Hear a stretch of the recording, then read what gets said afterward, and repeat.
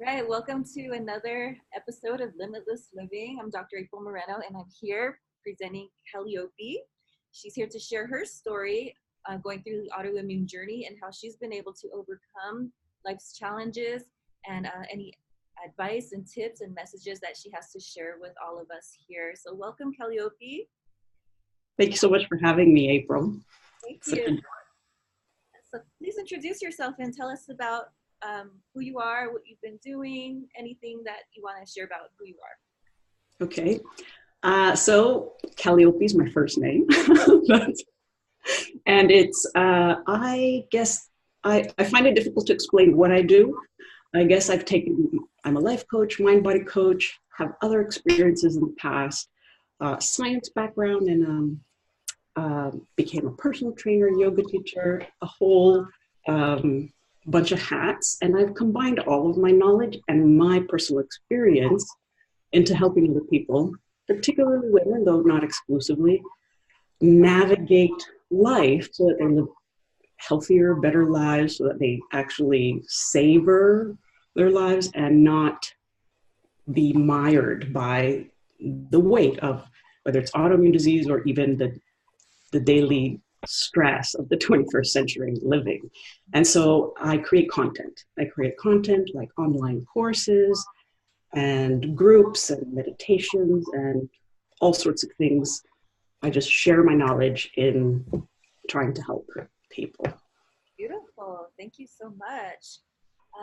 Feel free to tell us about your story. Please tell us about what led you to this work that you're currently doing, what your autoimmune experience has been like. Please share your story with us. So in 2012 is when my symptoms began appearing, and they were very random.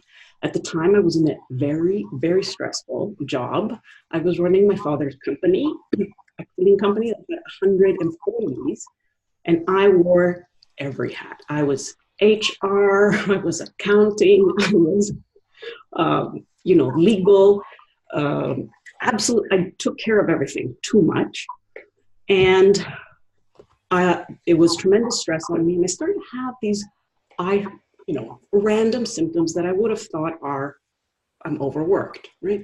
I'm starting to feel extremely exhausted.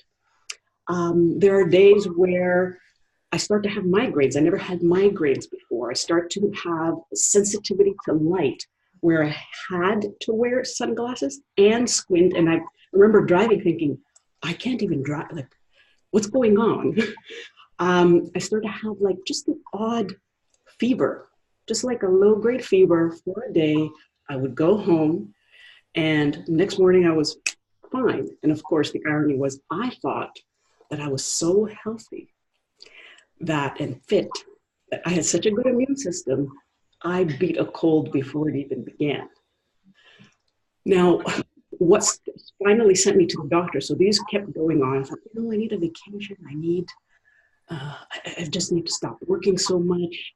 It made sense that I'm just feeling the stress. But then I started to feel my feet at night throbbing, and I mean throbbing to a point of, I have to get out of bed. I would have to get out of bed, stand in the tub, and turn the cold water on to cool them off. And after that happened for a while, I finally decided to look it up. And I'm like, I was 36. I'm like, is this part of getting old? Like, I'm like, I didn't think these things happen so soon. Or like, I don't know, maybe what's going on. When I saw that typically only pregnant women, that's the time that feet swell, or other diseases. I was like, I'm neither, so it's probably nothing.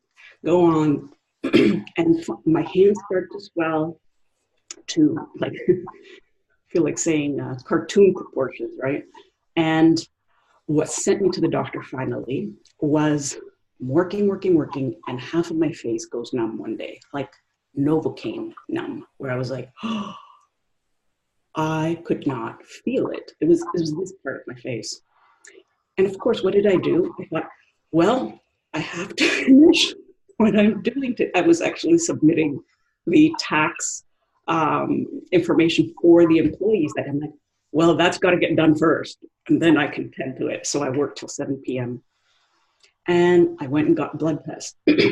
So what ends up happening is the same day that I get a phone call from the doctor saying, "Ooh, actually what I got first was I was in a meeting being told that our company no longer has any of our contracts. We should wrap up, and our $2.5 million a year gross income is going to be zero in 2 months. And we should just start wrapping up, and our contracts are not renewed." So basically losing my job, or however you want to think of it.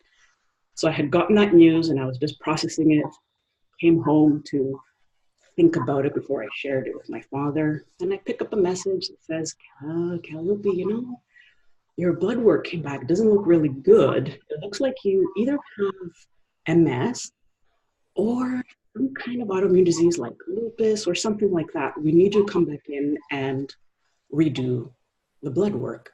And I sat down and instantly I knew that that made sense. I knew that. I was like, yeah, it is something more serious. I could finally feel it. I had pushed it too far. And so here I was the rest of that day, June 2012, never forget it, sitting there thinking, I just killed myself for a job that I thought I couldn't let go of because I was had so many responsibilities. And now not only is that gone, but I have potentially something that will never go away. And that was the beginning of my world crashing. Like you can imagine, I was just stunned. I must have sat like this. The rest of the day, I was just soaking it in. It all came together. So it takes a long time, before I'm in Canada, so also the health system's a bit different. Before you get seen by a rheumatologist, before years before they even start to get a picture of what is really happening. You can just see that something is happening. It looks like your immune system is attacking itself. That's what we can see, but we can't tell you anything more. We don't know how it's going to go. Are you going to get worse? Are you going to get better? And so that's where I then went into the next phase. So by August, I was out of a job. I'm thinking, I'm getting worse.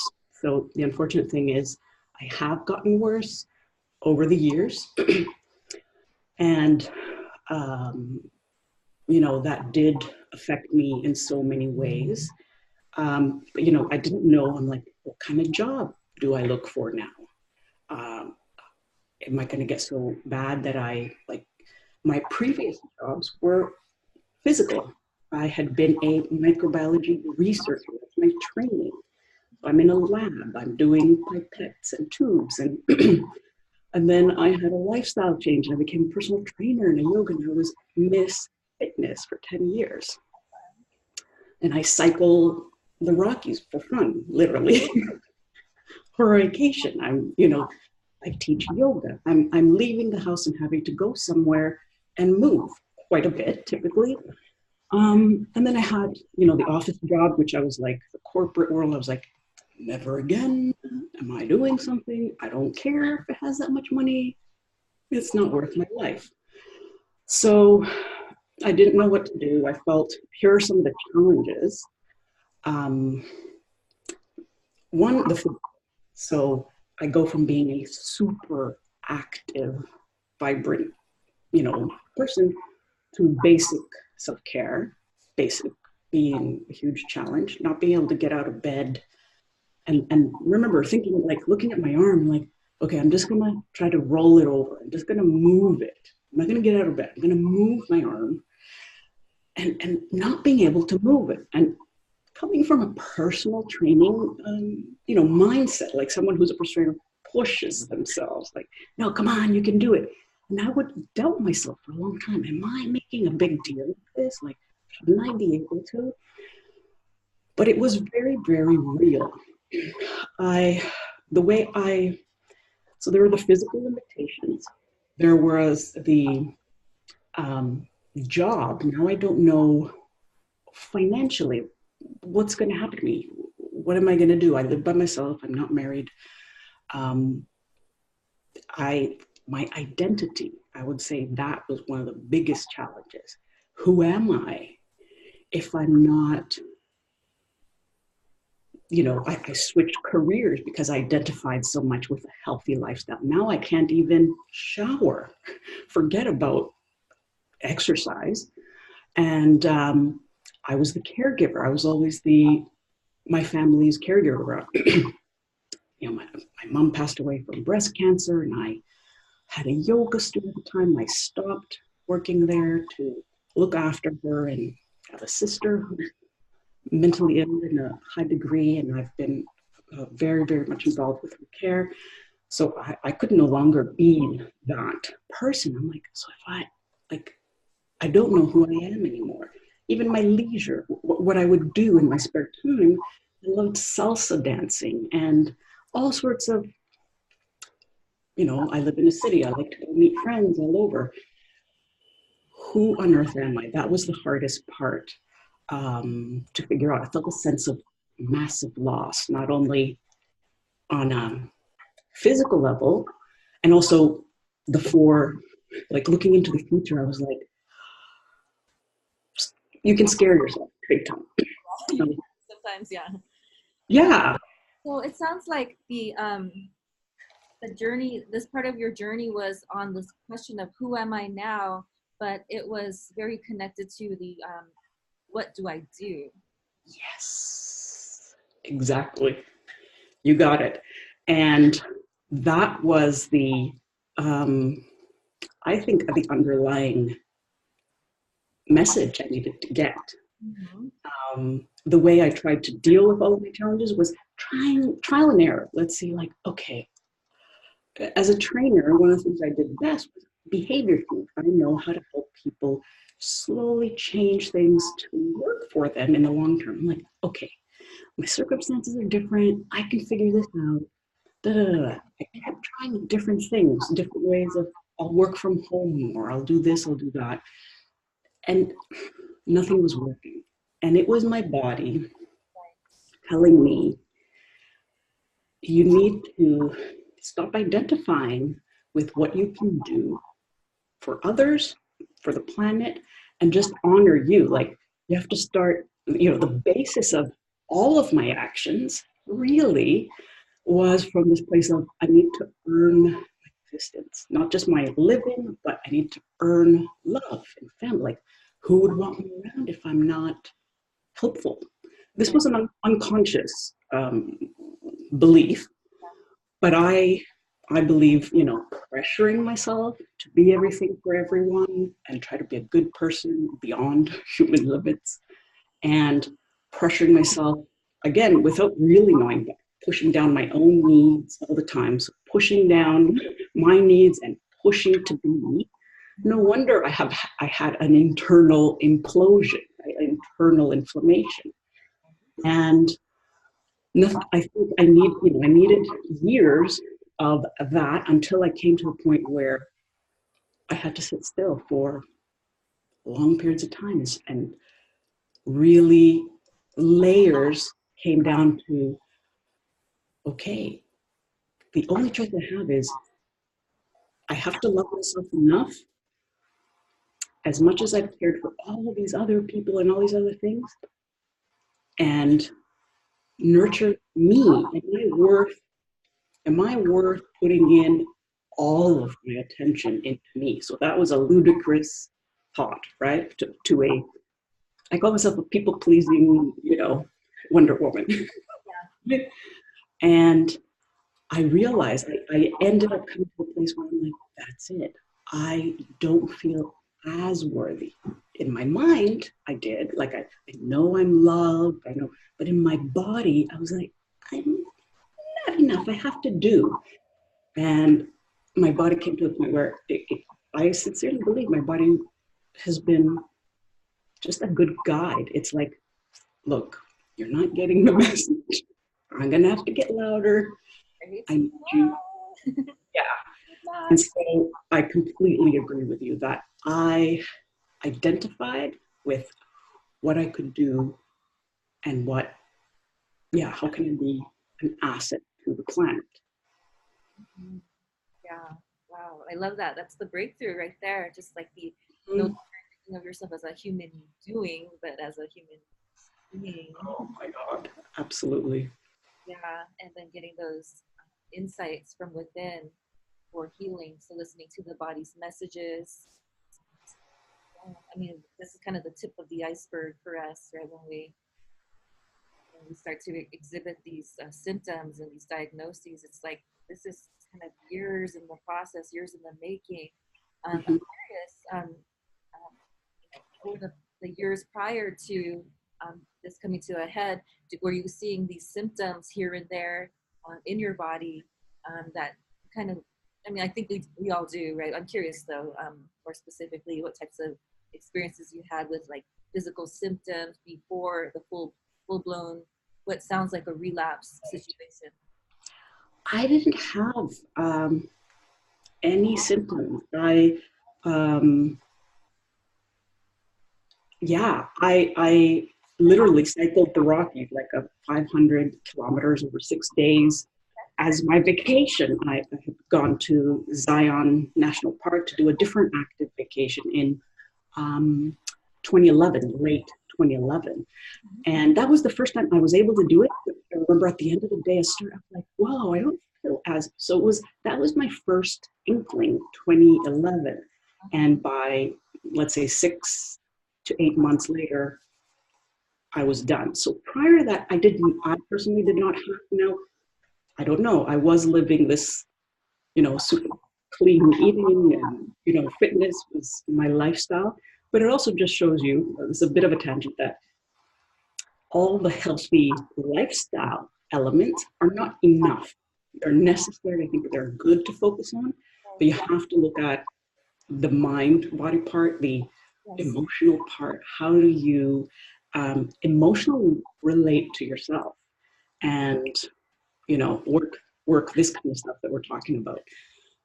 Definitely So, with that for sure because there's a lot out there and they all have a definite valuable place out there in the world of autoimmune wellness. There's a lot of nutrition, exercise, but there's still what I consider like really the root cause. It's the message from within. How do you relate to yourself? What types of thinking patterns and that causes your behavior pattern? So it's that self belief. It's the thoughts that listening to your body. And so it's the internal dialogue that you're having as a root cause. That's really what I agree with. yes. Experience is definitely. I guess if you could tell us a little bit of the diagnosis journey, as generally or however you feel comfortable. Mhm. Um, so, part of my story has been because not enough markers showed up in my bloodstream and things like this. And I look healthy, right? And my spirit is so vibrant. I can't help but, you're seeing that right now, but literally my body, unfortunately, I feel like the living dead, like just aching. I'm aching. I feel like if I have to move, it's, Yeah. you know, Yeah. imagine a crane picking me up. And so it's been a difficult journey being believed by the medical community, not having a name. So for me, I decided I wanted two different rheumatologists to be seeing me so I can have two opinions as the time unfolded. What I was told initially was usually something like this, when you start getting symptoms, within 5 years, things culminate and we can give you a diagnosis. And I remember being told by each rheumatologist, oh, yeah, I'm willing to follow you for the next few years. I was like, you're doing that. I didn't say that. Like, I felt like they were I'm willing to follow you as a patient. And I was like, I didn't think that I needed, like, they're doing me a favor. That's what it felt like. Oh, okay. And I got different messages every time I went. The interesting thing was both rheumatologists were saying the same thing over the years. So that was fascinating to me. One day I would go in and they would say, well, we're treating as if you have lupus. So the medication that I was on, I'm actually not on it now. I was on it for about 4 years and it wasn't helping. And you have to go in for eye tests every 6 months because the side effect of one of them is blindness. So it was like, so after, so many years of that, we doctors and I tried to wean myself off, and I'm happy with that. It's just the same. I'm just living in the same way. But they were both prescribing the same things. There were days where they would say, maybe it's fibromyalgia. And then the next time I go in, it's connective tissue disorder. And it would be difficult because they would be like, look, it doesn't matter. I would try to explain what's happening. It doesn't matter what's happening. The only thing I can do for you is prescribe an anti-inflammatory, a steroid, or, these other drugs that are, and I was like, but I wasn't even there for, I wasn't necessarily only looking for, okay, how can I feel better? But I needed someone to acknowledge me as a human and look at my whole life. You know what I mean? And, okay, so how is this impacting your life? And how, I didn't even know these things then, but I was just like, okay, either I take these things they have pros and cons, and I'm on my own. So I felt on my own for a long time. And what ended up happening, actually, the way I really switched, how we're talking about this realization in 2015, so things are getting worse. In 2015, I decide I'm turning, I was turning 40, I'm going to take a trip. A trip that a big one, blow my money on something I always wanted to do, which was go cycling in Southern Europe, Italy, France, that kind of thing. I knew physically I could not do all of it, but at least I knew I was still capable of doing part of it. And again, right, I don't know how my health will be. If ever I could do it now, and I deserve it. So I go on this trip, cycling in Italy and France, the Mediterranean islands, and by day 3, I'm a big mess. I'm not well at all. And I was crying the whole time. It was just, where you can't stop the tears. I felt hopeless in that moment. I felt like, I can't handle my life. What am I going to do? I'm on a trip where the food is prepared for me. I don't have to do anything. I don't have, I thought, I can't handle my life. And then the next day I woke up and there was a switch.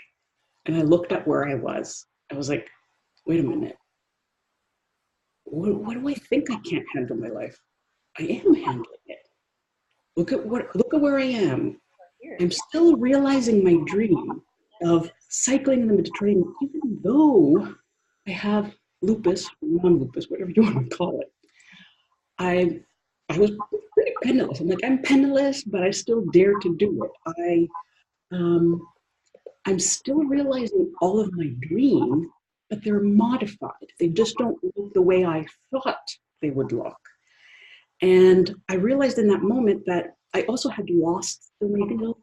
There's not much more to lose. Like, I've dealt with so many of the heavy stuff. Like, what is it I can't handle?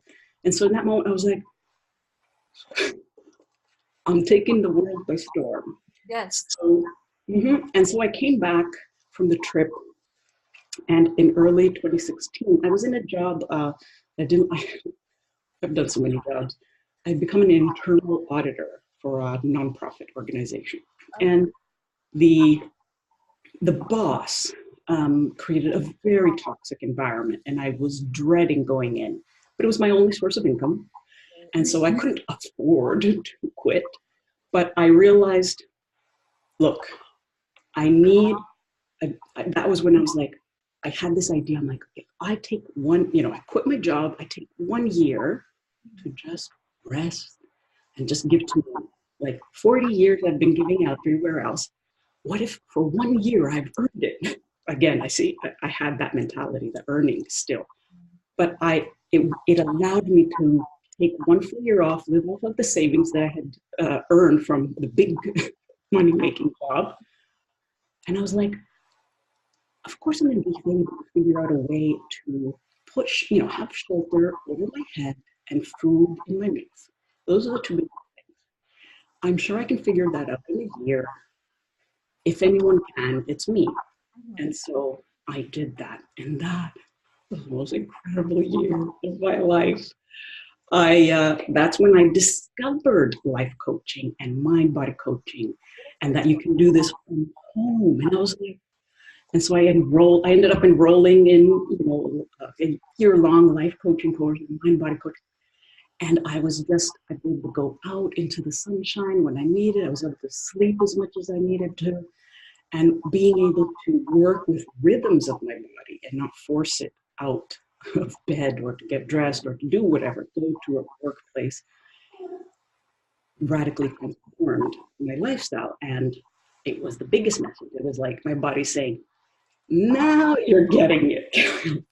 Now this is what you need. You need to drop all of the ideas that's on paper looked absolutely ludicrous to quit my job. It's like, you have no husband, you have no assets, I rent this apartment I don't own.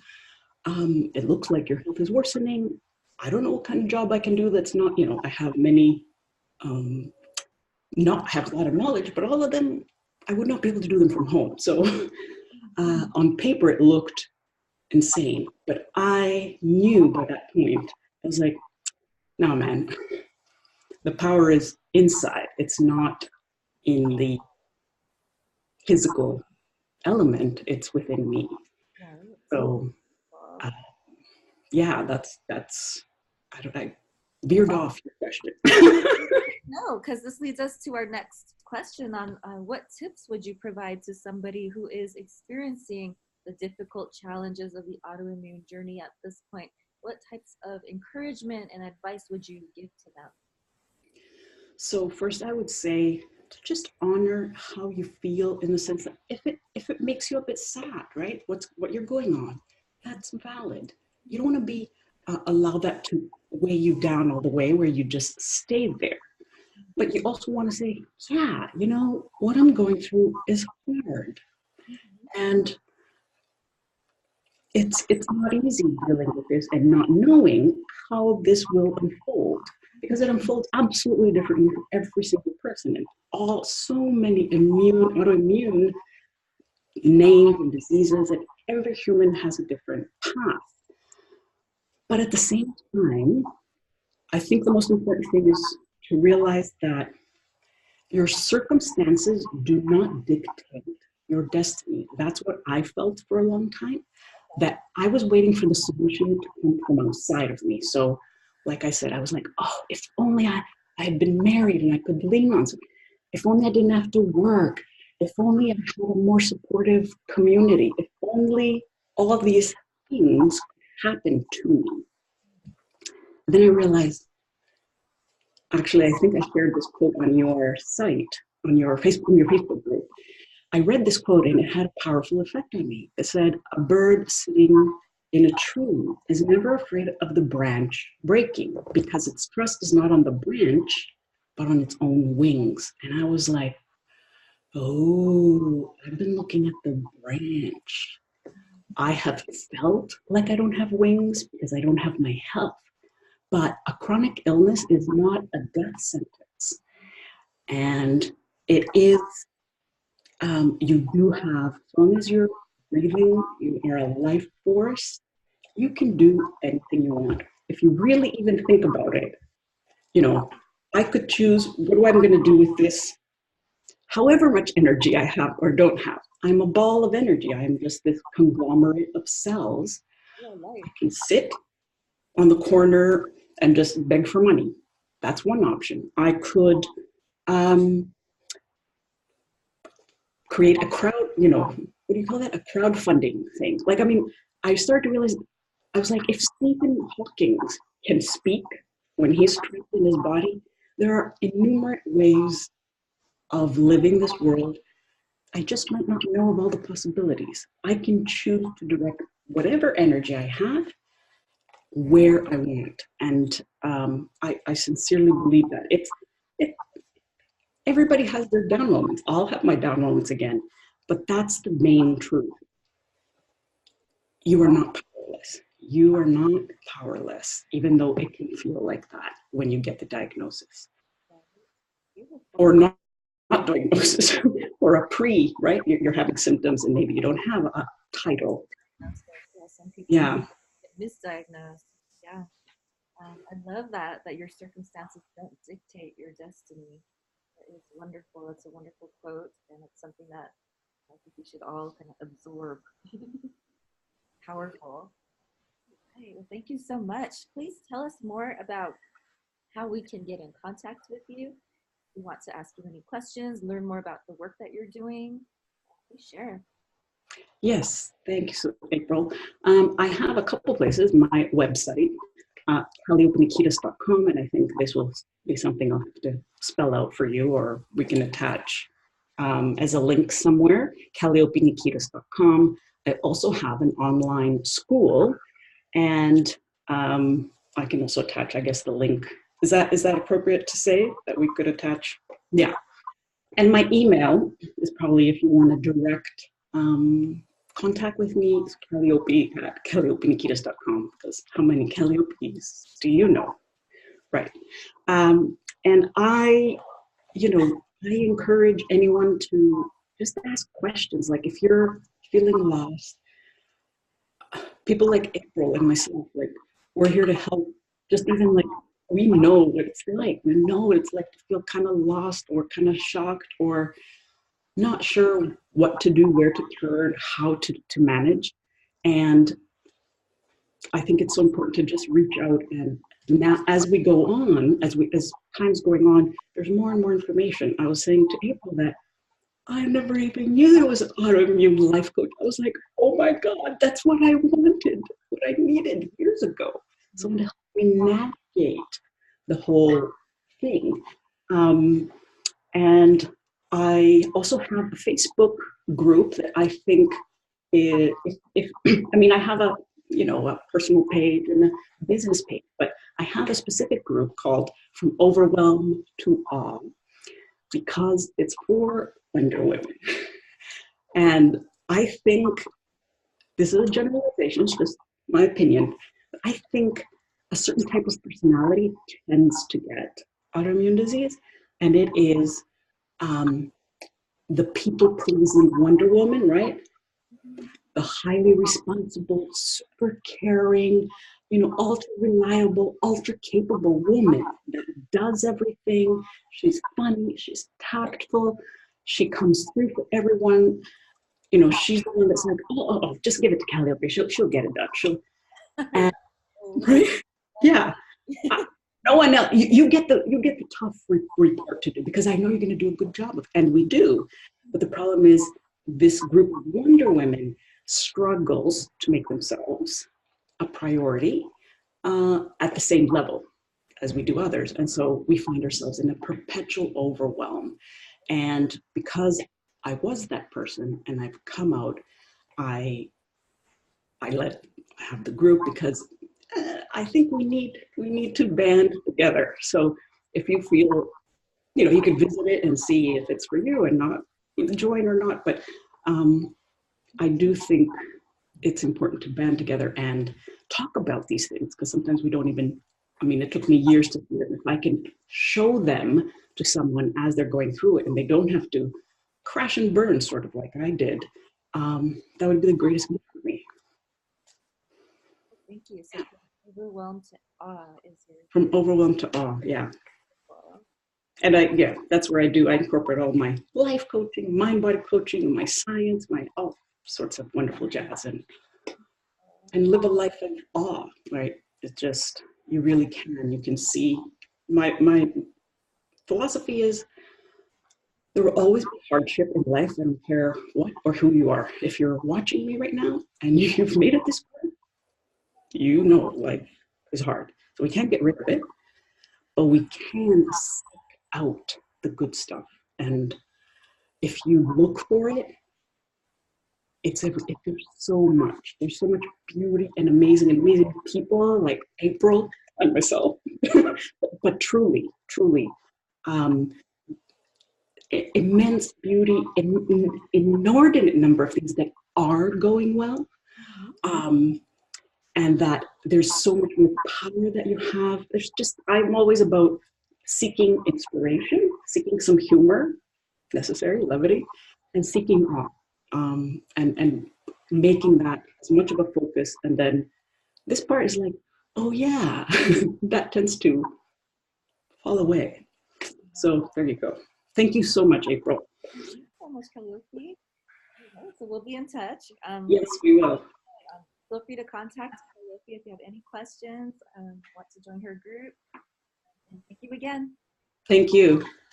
Take care.